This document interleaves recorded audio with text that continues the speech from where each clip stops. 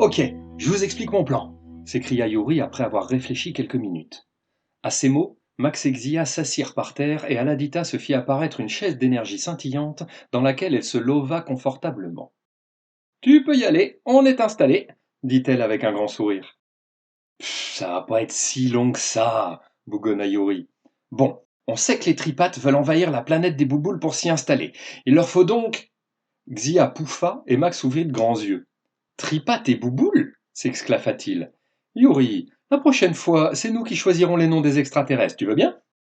Oui, oui, si vous voulez. Bon, c'est juste pour s'y retrouver un peu. Donc, il faut que la planète des bouboules soit vivable pour eux, sinon ils repartiront. Oui, dit Xia, mais on sait déjà qu'ils peuvent y vivre. La composition de l'atmosphère est à peu près la même que celle de leur planète, radiation exceptée. Il y a de l'eau, de la vie. C'est sûrement ce que pensent les tripates, la coupa Yuri. Mais il suffirait de les convaincre du contraire. Yuri commençait à gesticuler en même temps qu'il parlait. C'était le signe qu'il se laissait emporter par son sujet. Xia leva un sourcil dubitatif, mais les trois amis se turent pour le laisser continuer. Vous vous dites, il est marrant Yuri. Comment il veut convaincre toute une race extraterrestre qui nous tire dessus à vue? Oui, à peu près, oui, dit Aladita. C'est facile, nous n'allons pas le faire directement. Il est très difficile de convaincre quelqu'un de toute façon, et je soupçonne que c'est pareil pour les tripates. Par contre, il est beaucoup plus facile de lui faire croire qu'il a trouvé une nouvelle idée tout seul. Max se pencha vers Xia et lui murmura à l'oreille. Tu piges ce qu'il dit, hein? Pas un mot. Ah, attendez un peu, vous allez comprendre. Il ne faut pas qu'on aille leur parler, il faut qu'on leur fasse croire qu'il y a quelque chose sur la planète qui la rend inhabitable pour eux. Il se retourna et montra un tuyau qui passait dans un mur arraché par Xia. Ça, c'est de l'eau. Nous mettons dans l'eau un produit toxique pour les tripates, mais pas pour les bouboules. Et nous nous débrouillons pour arroser les soldats avec, comme si c'était un accident. Les trois aventuriers qui l'écoutaient se penchèrent en avant, l'air intéressés. Soudainement, plus personne n'avait envie de taquiner le scientifique. Yuri continua, fier de lui. Leur mettre le nez dans l'eau toxique ne va pas être facile. Mais il restera une seconde partie encore plus compliquée au plan. Ils vont vouloir scanner la planète à la recherche du poison dans l'eau. Et il faut absolument qu'ils le trouvent. Et une fois qu'ils penseront que la planète est toxique pour eux, ils s'en iront, s'exclama Aladita. C'est toujours long avec toi, mais tes idées sont bonnes.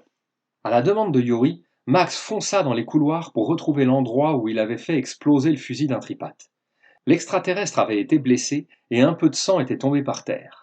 Avec une grimace, l'ingénieur ramassa le liquide qui était curieusement rosé et en mit quelques gouttes dans un tube à essai. Pendant le temps assez court où Max fut parti, Yuri chercha un laboratoire sur les plans de la station. Il trouva rapidement ce qu'il cherchait, mais un coup d'œil à travers les murs lui apprit que les tripates patrouillaient non loin. Xia, Allah, je vais avoir besoin de vous pour défendre le labo pendant que Max et moi on fabriquera le poison. Xia ramassa une barre d'acier massive qui traînait par terre et la fit tournoyer autour d'elle. Avec plaisir, s'écria-t-elle. On va faire quelques bosses et casser quelques fusils.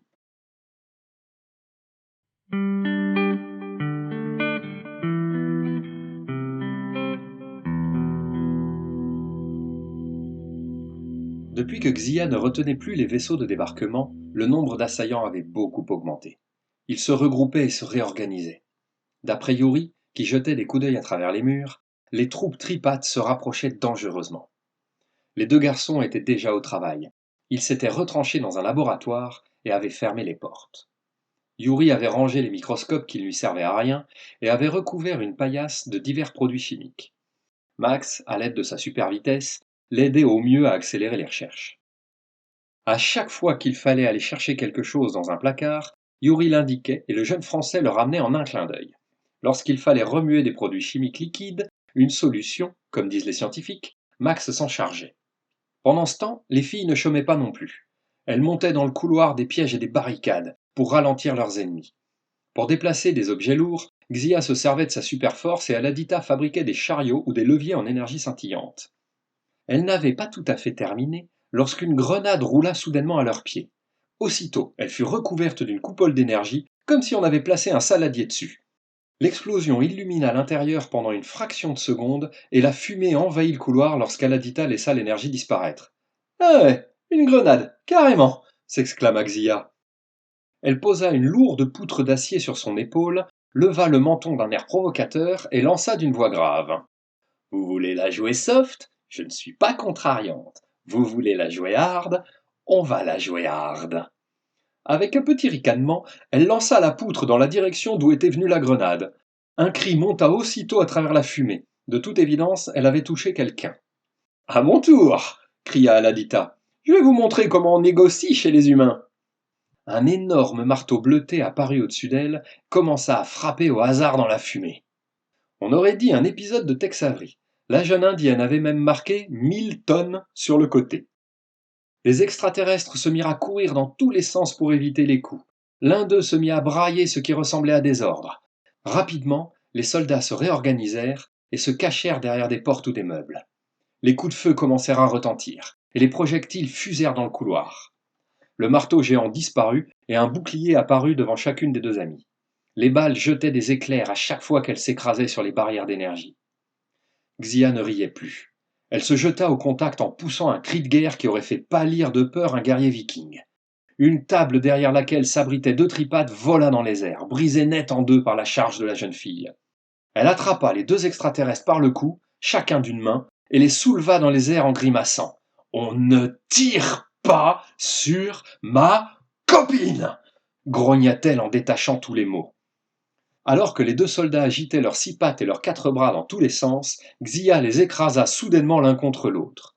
Elle avait fait attention à ne pas y aller trop fort pour ne pas les tuer, mais le choc fut quand même suffisant pour briser quelques os et les assommer. Xia, toujours protégée par le bouclier d'énergie de son ami, ramassa les 2 fusils d'assaut qu'elle brisa comme si c'étaient des brindilles. Aussitôt, elle se tourna vers les soldats suivants. Max et Yuri réfléchissaient, en essayant de ne pas se laisser déconcentrer par les bruits de bataille. Les rafales de fusils résonnaient dans les couloirs. Des bruits d'impact de balles tintaient contre les cloisons. Des cris retentissaient. Tous extraterrestres, heureusement. Max, la solution violette, s'il te plaît. Mélange-la avec la bleue et remue bien. Yuri, les yeux plissés, regardait la structure des cellules du sang de l'extraterrestre, cherchant une faiblesse. Elle ressemblait beaucoup à celle d'un humain. Encore une coïncidence bizarre, se dit le scientifique. Comme une machine, il suffisait de gripper un petit rouage à l'aide d'une molécule qui aurait juste la bonne forme. Il suffisait d'un seul rouage, mais il n'avait aucune idée d'où le trouver.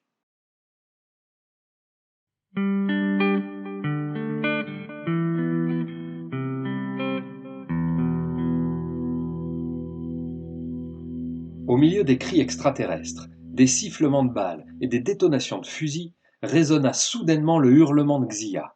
Max et Yuri en eurent le sang glacé. « Est-ce que ça ?» commença Max avant de se rendre compte que les filles devaient être trop occupées pour lui répondre. « Tu as raison, » dit Yuri, qui semblait avoir lu dans ses pensées. « Ne les déconcentrons pas. Elles sont fortes, elles s'en sortiront. » Ils se remirent à travailler sur le poison, non sans trembler un petit peu. L'écran d'énergie devant Xia faiblissait. La surface bleutée et scintillante semblait traversée de vagues plus sombres et de tremblements. « Pardon » murmura Aladita d'une voix faible. La jeune indienne était sous le feu nourri de 3 soldats qui l'entouraient, tirant chacun leur tour quelques cartouches. Elle n'arrivait plus à maintenir son bouclier en même temps que celui de son ami, et une balle était passée. Xia grimaçait de douleur. Du sang coulait le long de son bras gauche et gouttait par terre.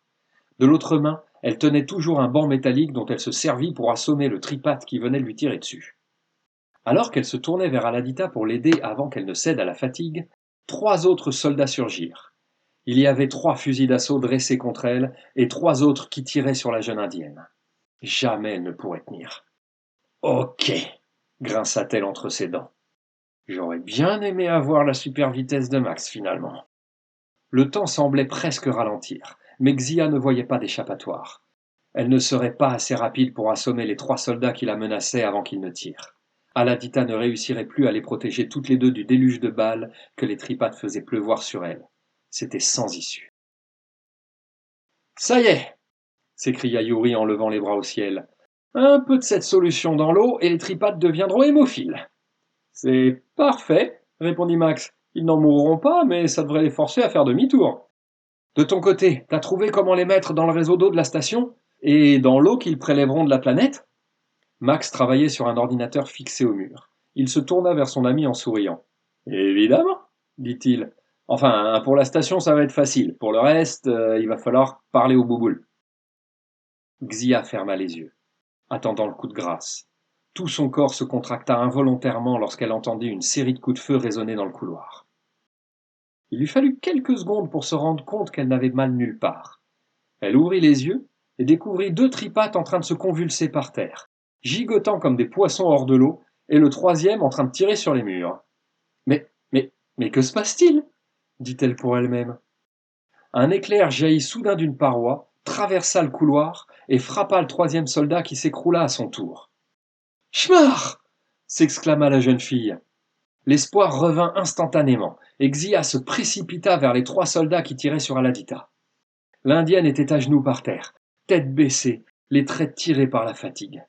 Elle dépensait ses dernières ressources pour maintenir la barrière d'énergie qui la protégeait des balles. « J'ai dit, on ne tire pas sur ma copine !» rugit Xia en sautant sur les soldats. Elle envoya le premier voler contre un mur et lui arracha son fusil des mains au passage. Elle l'utilisa comme une massue pour assommer le second, et, dans le même mouvement, fit décoller le troisième d'un coup de pied au ventre. L'extraterrestre heurta le plafond et ne retomba que plusieurs mètres plus loin. La voix de Schmar sortit d'un haut-parleur fixé au mur. « Je me suis dit que vous aviez besoin d'un peu d'aide, » dit-il de sa voix parfaitement neutre. « Cependant, c'est très fatigant pour moi, et je ne pourrai pas le refaire souvent. Fort heureusement, Max et Yuri ont terminé. Vous pouvez vous retrancher dans le laboratoire. Nous allons le sceller pour les empêcher d'entrer. »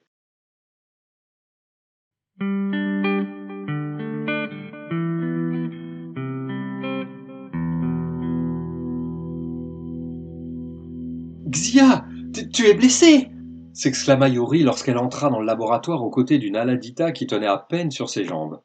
Ne t'inquiète pas pour moi, Lintéo, répondit-elle d'un air bravache. C'est qu'une égratignure.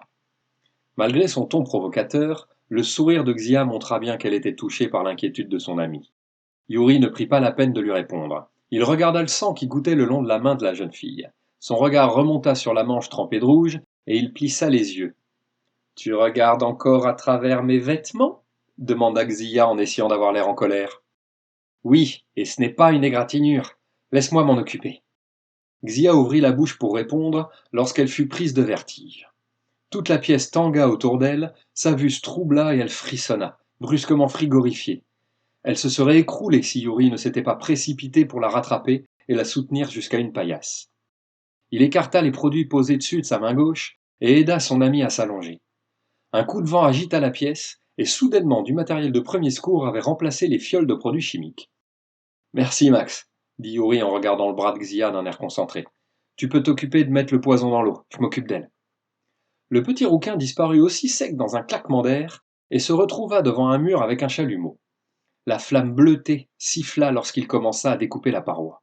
« Bon, la bonne nouvelle, c'est que la balle est ressortie, » dit Yuri en découpant la manche de Xia avec des ciseaux. « La mauvaise, c'est qu'une artère est entaillée et que tu perds beaucoup de sang. »« Une artère ?»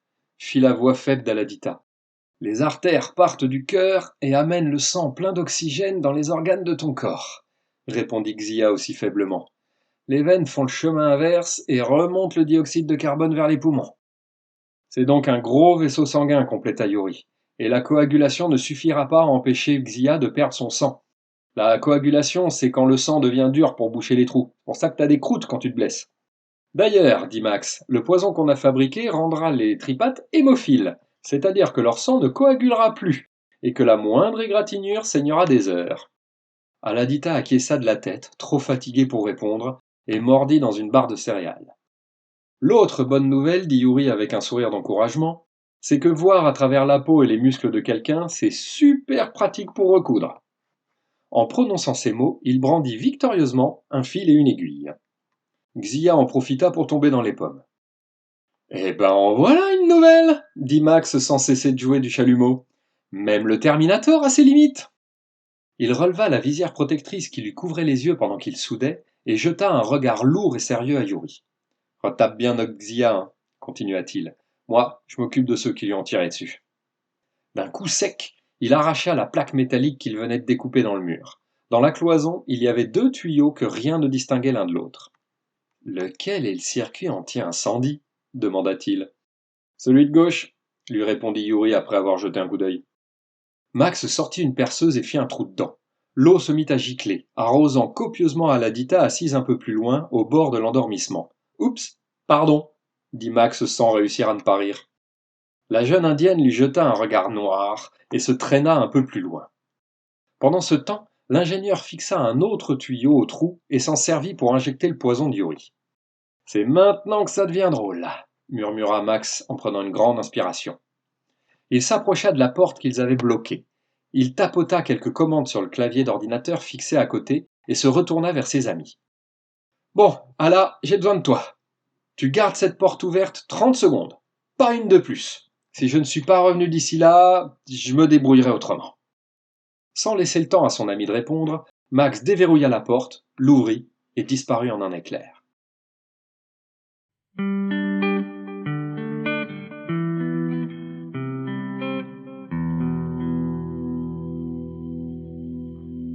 Lorsqu'il courait, Max voyait le monde à la fois flou et ralenti. Il commença par désarmer les soldats qui gardaient la porte du laboratoire. Il arracha certains fusils, bloqua le canon des autres, renversa quelques tripates en passant. Jamais il n'était allé aussi vite. Il poussait sa super vitesse le plus possible. Max pouvait sentir vibrer les cellules de son corps, comme s'il était parcouru d'électricité. Même Schmar n'aurait pas pu le suivre. Enfin, peut-être. Juste sous un détecteur de fumée, il lança une petite boîte de sa fabrication et alluma la mèche. Elle était courte, et pourtant Max eut l'impression qu'elle allait mettre une éternité à se consumer. Il sentait la fatigue s'accumuler comme jamais.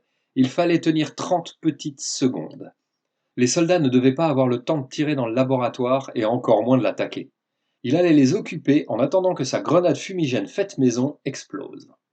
Alors il continua de les pousser les uns sur les autres et de jouer avec leurs fusils. Avec un couteau dérobé à l'un d'eux, Max prit soin de blesser légèrement chaque soldat. Il leur faisait des petites égratignures, des petites coupures, même s'il avait envie de leur faire bien pire à chaque fois qu'il pensait à Xia. Leurs entailles n'étaient pas graves, mais elles leur permettraient de voir que leur sang ne coagulait plus dès qu'ils auraient été arrosés.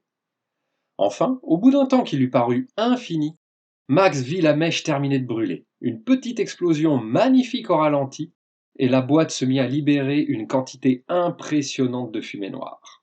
Aussitôt, le système anti-incendie se mit en marche, et une pluie glacée tomba du plafond et arrosa tout le monde. Une pluie dans laquelle Max avait rajouté le poison d'Yuri. Sans attendre, il regagna le laboratoire, et Aladita ferma aussitôt la porte derrière lui. Il se pencha en avant, les mains sur les genoux, pour reprendre son souffle. « C'est bon, c'est fait, » dit-il essoufflé mais content de lui. « Dans quelques minutes, ils vont devoir se mettre des pansements sur la moindre égratignure. »« Bravo !» s'exclama Yuri. « Plus qu'une étape à notre plan, et nous allons avoir besoin des bouboules et de notre pilote pour ça. » Xia grogna en se redressant. Elle avait le bras recouvert de bandages et tenu en écharpe comme s'il était cassé. Elle toussa et s'éclaircit la voix avant de parler. « Ouais, je me réveille. »« Vas-y doucement quand même !» s'exclama Yuri en se précipitant vers elle. Il l'aida à se relever, jetant des regards inquiets à travers les pansements. « Ça ira, l'intello, ne t'inquiète pas comme ça, » dit Xia en souriant. « On va finir par croire que tu m'aimes bien. » Aladita pouffa de rire. Max lui fit un clin d'œil, et Yuri devint rouge comme une tomate bien mûre. « Alors, c'est quoi le plan ?»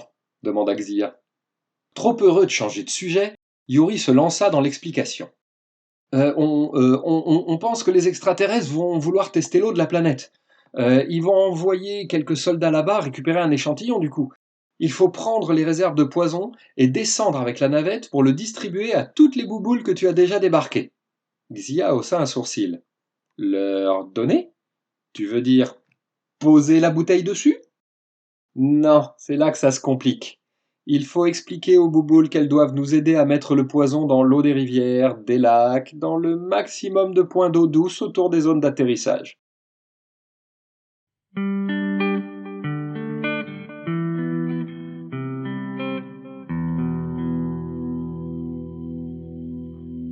Comme il n'avait vu que des textes écrits, il n'avait aucune idée de la prononciation de la langue des bouboules. Max devait donc tenir un écran devant l'extraterrestre sur lequel Schmar notait la traduction de tout ce que disait Yuri. Il n'était même pas sûr que l'extraterrestre puisse voir l'écran lorsqu'il était roulé en boule. « Nous voulons sauver votre peuple et votre planète !» s'égosillait Yuri. Vous n'arrangez rien en restant comme ça. Écoutez, il n'y a plus de bruit dans le couloir. Les soldats sont partis. Notre plan fonctionne. Maintenant, il faut faire la même chose avec votre planète et nous n'y arriverons pas sans votre aide. Alors qu'il s'apprêtait à abandonner et à essayer avec un autre extraterrestre, Yuri vit un gros œil posé sur un tentacule sortir de l'un des plis de la carapace. L'œil, ou du moins ce qui ressemblait à un œil, se tourna vers lui et approcha doucement. Soudainement, Yuri fut frappé par une vision d'une force terrible. Il se vit enfant, recroquevillé sur son lit et persuadé qu'il y avait un monstre derrière sa fenêtre.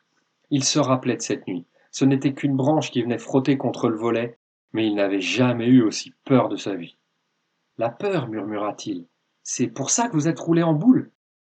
Une nouvelle vision. Toute une foule en train de crier oui. L'extrait d'un concert qu'il avait vu sur Terre peu de temps avant le départ du Rorcal. Mais, hésita le jeune homme, ça ne vous sauve pas. Rester comme ça ne vous aide pas. Vous devez bien agir pour régler les problèmes quand vous avez peur. Je comprends pas.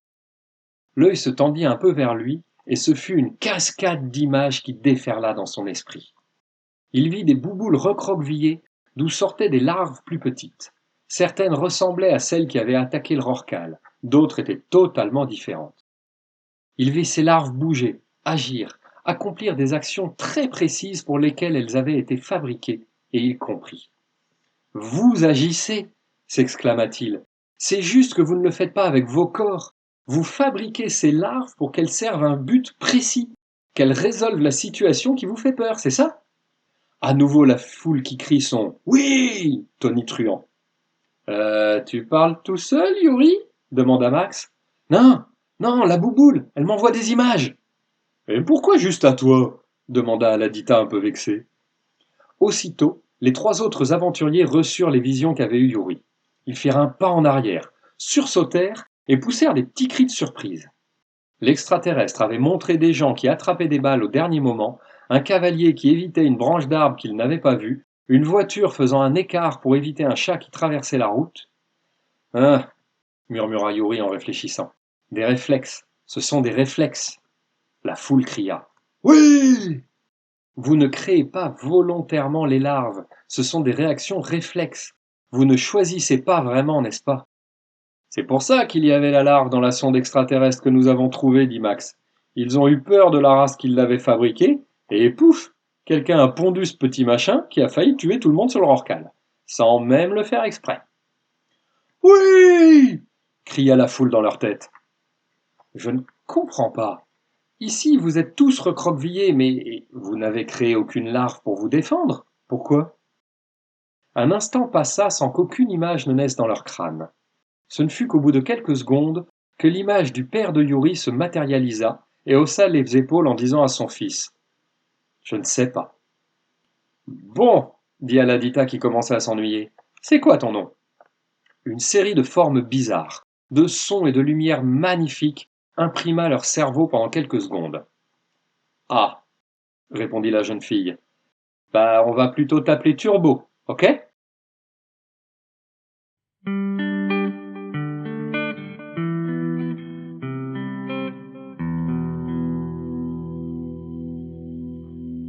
T'imagines, quand il te raconte qu'il a une gastro et qu'il a été malade toute la nuit? Rigolait Max dans la navette. Je te dis pas les images qu'il t'envoie. Il se vit soudainement assis sur les toilettes et blanc comme un linge. Non, stop, Turbo! Les autres ont pas vu ça, j'espère! Une nouvelle image, celle d'un maître qu'il avait eu en CM1, s'anima devant ses yeux et dit « Non » d'un air sévère. Ouf! Mais ça veut dire que tu comprends ce qu'on dit, même si Schmar ne traduit pas? Et la foule cria « Oui !» Bizarre, dit Yuri. Quand est-ce qu'il a pu apprendre notre... Attention, l'interrompit Xia, on va rentrer dans l'atmosphère. Et je ne traîne pas, ça va secouer. Il y a trop de vaisseaux extraterrestres qui veulent nous attaquer pour faire dans la délicatesse. Turbo se blottit dans un coin et se roula en boule en un instant. Comme elle l'avait promis, la navette du Rorcal s'embrasa en heurtant l'air de la planète. Tout se mit à vibrer et trembler autour d'eux, et les flammes les enveloppèrent totalement. Ils ressemblaient à un astéroïde en chute libre vers le sol, laissant une longue traînée de feu derrière eux. Xia, de plus en plus à l'aise aux commandes, sourit tout du long. Elle posa brusquement l'appareil sur la plage où elle avait laissé les bouboules. Certains s'étaient déplacés, mais en entendant la navette approcher, ils s'étaient tous recroquevillés sur le sable. Turbo se déroula doucement, ses yeux d'escargot sortirent timidement et il commença à glisser vers la sortie. Dès qu'il fut dehors, les enfants hoquetèrent sous un afflux d'images et de sons si rapides et hachés qu'ils ne comprenaient rien. Ils virent passer en un clin d'œil quelques tripates, la station, leurs visages, mais tout se mélangeait avec des formes incompréhensibles, des sons, des couleurs. Les bouboules communiquaient par télépathie, en s'envoyant directement leurs pensées d'un cerveau à l'autre. C'était rapide, magnifique, efficace, mais impossible à suivre pour un être humain. C'était sûrement pour cette raison que Turbo utilisait des images tirées de leurs propres souvenirs pour parler avec eux. Moins d'une minute plus tard, le plan était expliqué et les extraterrestres commençaient à se déplier et à s'approcher d'eux. Un peu intimidé en voyant arriver autant d'énormes créatures, Yuri déglutit. Il brandit des fioles de son poison et des tentacules agiles jaillirent des carapaces pour venir les saisir. Une fois sortis de leur mode de défense, les bouboules étaient étonnamment rapides. La distribution fut finie en quelques instants et les créatures s'en allèrent en glissant sur leurs milliers de petites pattes. Une poignée resta et entra dans la navette. Xia redécolla et les amena à d'autres endroits de la planète où les tripates pouvaient atterrir. « Wouah !» s'exclama Max lorsqu'ils eurent déposé le dernier extraterrestre près de la source d'une rivière. « Je n'aurais jamais pensé que ça se ferait aussi vite. »« Moi non plus, » répondit Yuri. « Il ne reste plus qu'à retourner dans la station pour observer ce qui se passe. Espérons que ça marche comme prévu. » Xia décolla avant de se tourner vers ses amis. « Combien de temps pour que ton produit se répande dans l'eau ?» demanda-t-elle. « Ça devrait être très rapide, » répondit Yuri. « Pourquoi ?» La jeune fille montra un point rouge sur son radar. « Parce que le vaisseau des tripates est déjà en route vers la planète. »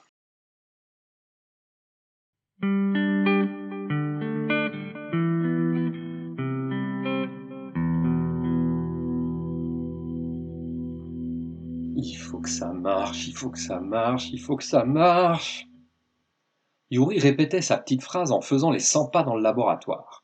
Aladita et Max grignotaient des barres de céréales pendant que Xia observait son bras blessé. Tous les trois étaient blancs comme des linges. « Les vaisseaux ennemis font demi-tour », fit soudain la voix désincarnée de Schmar. « Oui !» s'écria Yuri. « Ça marche !» Max et Ala postillonnèrent en criant à leur tour, et Xia grogna de douleur en essayant de lever les bras en signe de victoire. « Je vous ai peut-être donné cette information trop vite, » continua Schmar sur le même ton uniforme. « Tous les vaisseaux s'en vont, sauf un, qui est toujours amarré sur les quais de la station. » Les quatre amis se regardèrent.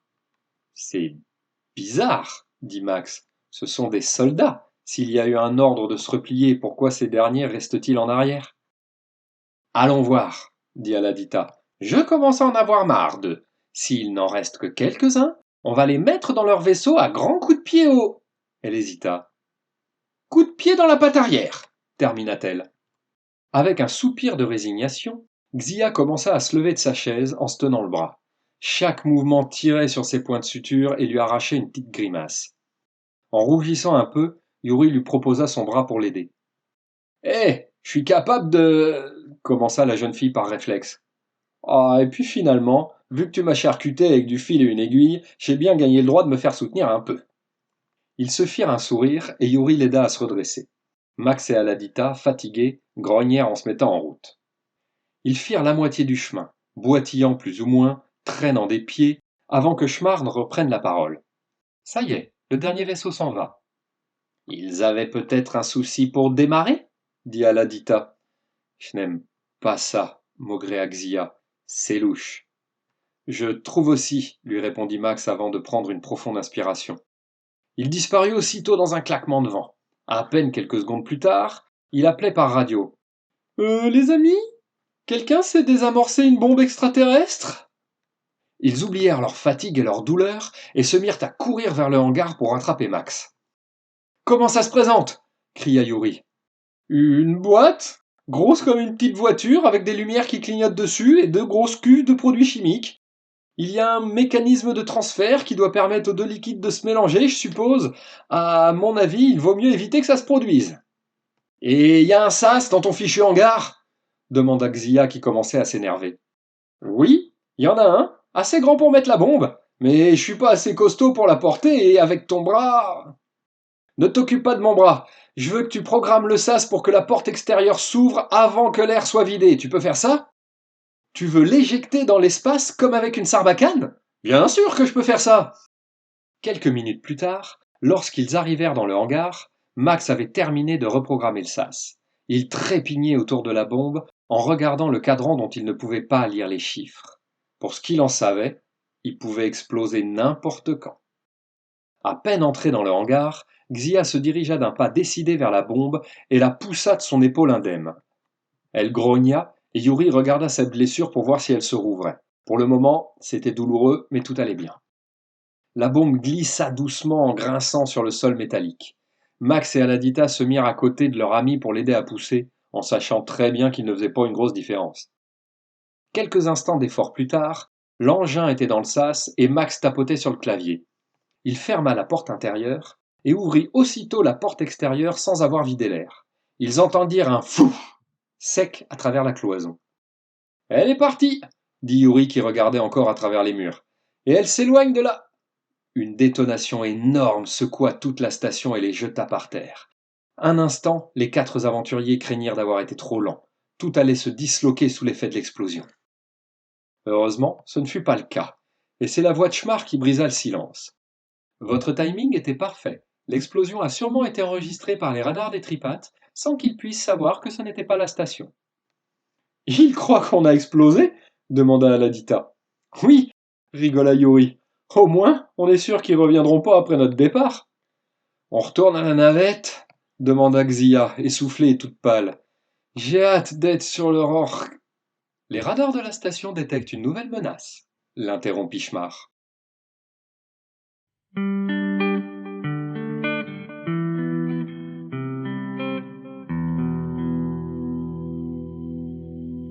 Quoi?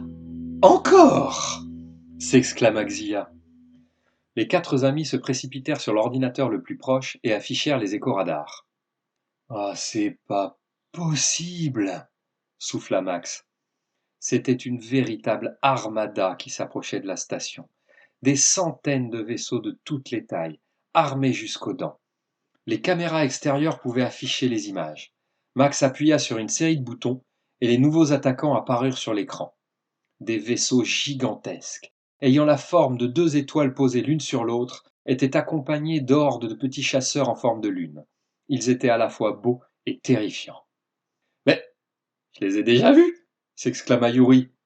Mais qu'est-ce qui se passe ici? Ce sont des vaisseaux si longs. Des quoi? Demanda Xia interloqué. Ces vaisseaux sortent tout droit d'une série de science-fiction, Battlestar Galactica. Une excellente série, d'ailleurs. Mais c'est pas possible, Yuri, dit Max qui semblait au bord du fou rire nerveux. Aladita fronça les sourcils en s'approchant plus près de l'écran. J'en ai marre des c'est pas possible, dit-elle. On dirait que vous avez répété ça depuis le début de cette histoire. C'est pas possible qu'on soit arrivé sur la station sans s'en rappeler. C'est pas possible que les ordinateurs parlent en français. C'est pas possible que Max ait accès à tout aussi facilement. C'est pas possible que les tripates aient survécu à l'anéantissement de leur planète. C'est pas possible que la navette ait des armes et que Xia s'en soit jamais rendu compte. C'est pas possible que les bouboules comprennent notre langue. Les 3 autres regardaient Aladita énumérer les incohérences en agitant les bras. Elle avait raison. Qu'une ou 2 choses improbables arrivent, c'est encore possible. Mais tout ça? Et ce n'est pas le seul truc bizarre. Il y a un trou gros comme la navette dans la station et nous avons juste perdu un petit peu d'air. Il est censé y avoir plus de 800 bouboules et nous n'en avons vu qu'une 50aine. Et aucune d'elles n'a créé de larves malgré le danger. Et en plus, le plan d'Yuri qui marche. Hé! S'exclama l'intéressé en se redressant. C'était un bon plan. Oui, dit-elle avec un petit rire. Plaisantais. Enfin, il y a quand même trop de trucs bizarres ici. Et tout a commencé quand nous étions dans la baie d'observation du Rorcal à regarder un module extraterrestre piloté par une petite larve. Et que s'est-il passé ensuite? Je sais plus, avoua Xia. Nous avons... commença Max sans parvenir à finir. Voilà qui est à rajouter sur la liste des trucs bizarres, dit Yuri. Pourquoi n'arrivons-nous pas à nous en souvenir? Aladita faisait les 100 pas en réfléchissant, les mains sur la tête. Ce n'était pas agréable. Il s'est passé quelque chose, murmura-t-elle. Des images. Il y avait des images dans nos têtes. C'était que des images de ce que les humains font de pire. Je me rappelle. Des images de guerre, de famine, de pollution. Alors j'ai fait quelque chose, mais quoi? La jeune fille semblait sur le point de s'arracher ses longs cheveux noirs lorsque Gria intervint.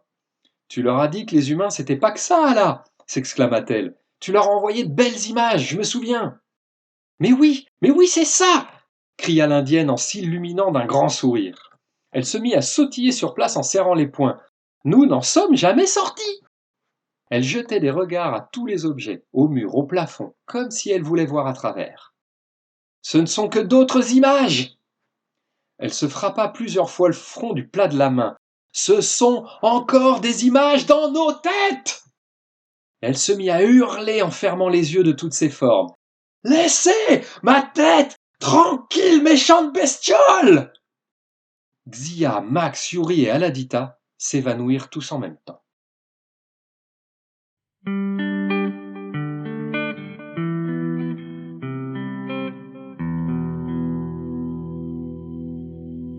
Ils ouvrirent les yeux et constatèrent qu'ils étaient toujours allongés sur le sol de la baie d'observation du Rorqual. Le module extraterrestre flottait toujours devant la fenêtre, et la voix de Schmar répétait en boucle d'une voix indifférente. Réveillez-vous, nous avons été abordés. Mes amis, des larves sont à bord. Réveillez-vous. C'est bon, Schmar, l'interrompit Xia en grognant. On est réveillés. Elle se releva difficilement. Sa tête lui tournait. Elle jeta un coup d'œil à son bras gauche. Il était indemne. Elle posa la main là où était sa blessure. C'était bizarre de ne plus sentir la douleur. Elle sursauta en entendant Max pousser un cri. Ah! Qu'est-ce que c'est que ces trucs? Il montrait du doigt 3 larves immobiles dans un coin de la pièce. Elles sont mortes, murmura Yuri.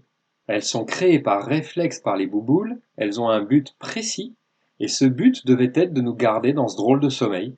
Je crois qu'Aladita les a tuées en sortant du rêve de force. Ah, je les ai tuées, tu crois?